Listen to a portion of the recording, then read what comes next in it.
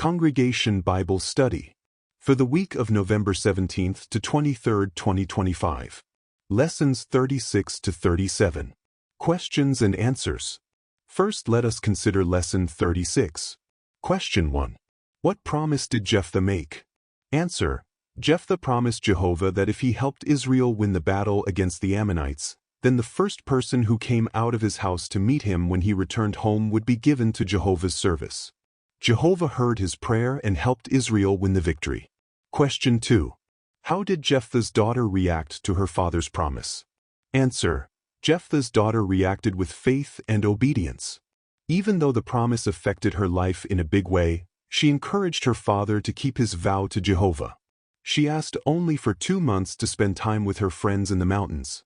After that, she faithfully served at the tabernacle for the rest of her life.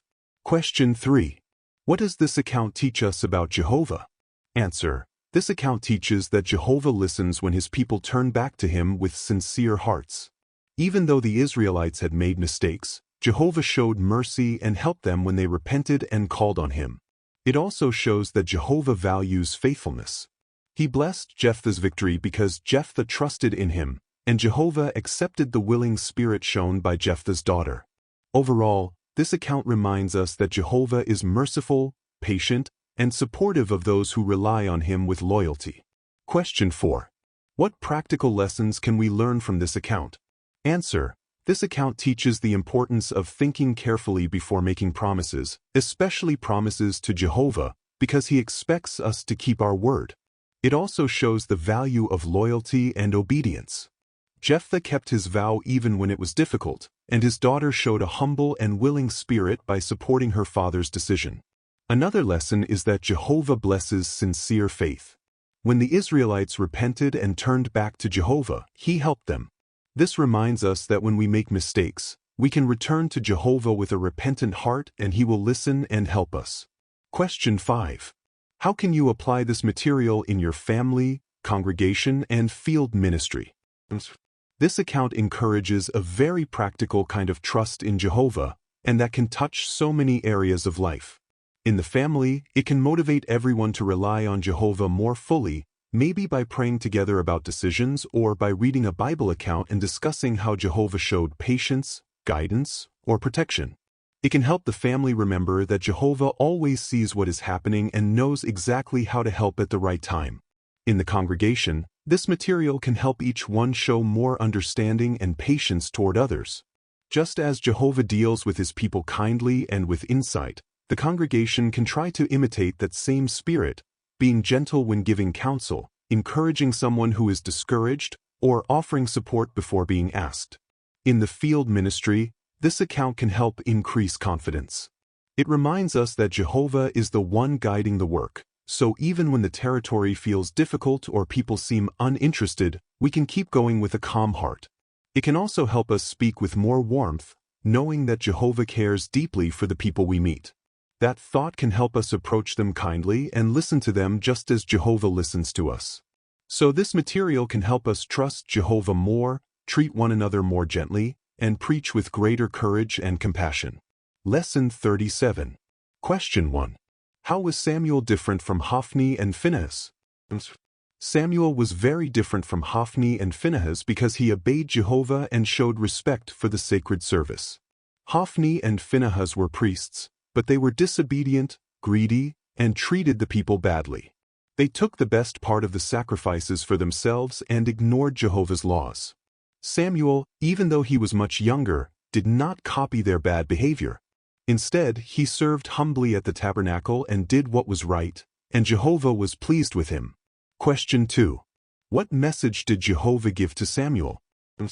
Jehovah told Samuel that he was going to punish Eli and his family. Jehovah explained that Eli knew his sons were doing very bad things in the tabernacle, but he did nothing to stop them. Samuel faithfully delivered this message, even though he was afraid. Question 3. What does this account teach us about Jehovah? This account helps us see that Jehovah is very patient, but he does not ignore wrongdoing forever. Even though Eli's sons were priests, Jehovah saw all the bad things they were doing, and he cared about how the people were being mistreated. Jehovah also shows that he notices and values those who do what is right, just like young Samuel. Jehovah chose to speak to Samuel because he looks at the heart and supports those who are humble and obedient.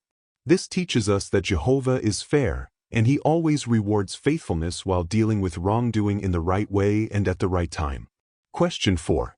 What practical lessons can we learn from this account? This account teaches several helpful lessons. First, it shows the importance of choosing good examples. Even though Samuel was surrounded by Hophni and Phinehas, who behaved very badly, he did not copy them. This reminds us that each person can choose to do what is right, even when others around them are not. It also teaches that when we are given counsel or correction, we should listen humbly. Eli failed to act firmly when his sons were doing wrong, and that brought serious consequences. So this encourages us to take spiritual counsel seriously and respond to it in a good way. Another lesson is that Jehovah can use anyone who is willing and obedient, no matter their age. Samuel was still very young, but Jehovah spoke to him and trusted him with an important message. This helps us see the value of being obedient, teachable, and ready to listen to Jehovah at all times. Question 5.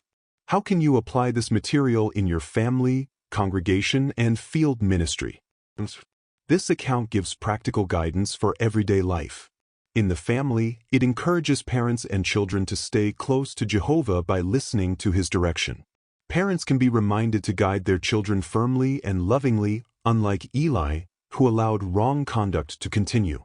Children can be like young Samuel, respectful, obedient, and willing to listen when they receive guidance. In the congregation, this material helps each person to choose good examples and to be a good example. Even if others around are not acting properly, a Christian can remain loyal, respectful, and spiritually focused. It also encourages us to listen carefully to counsel from elders and from God's word, just as Samuel listened when Jehovah called. In the field ministry, this account reminds us to keep a humble and teachable spirit. When we stay close to Jehovah and listen to his direction, he can use us in meaningful ways, just as he used Samuel. It also teaches patience. Jehovah notices faithful service even when we feel small or young. With that confidence, we can continue to share the good news with a calm heart and a willing spirit. Thank you. Do you know that I can help you to prepare your assignments well in advance? Join my YouTube membership today and enjoy early help with your assignments, extra tips and exclusive videos, early access to new videos, access to my email address. Click the link in my comments section to join. Please share this video with our brothers and sisters. Thank you.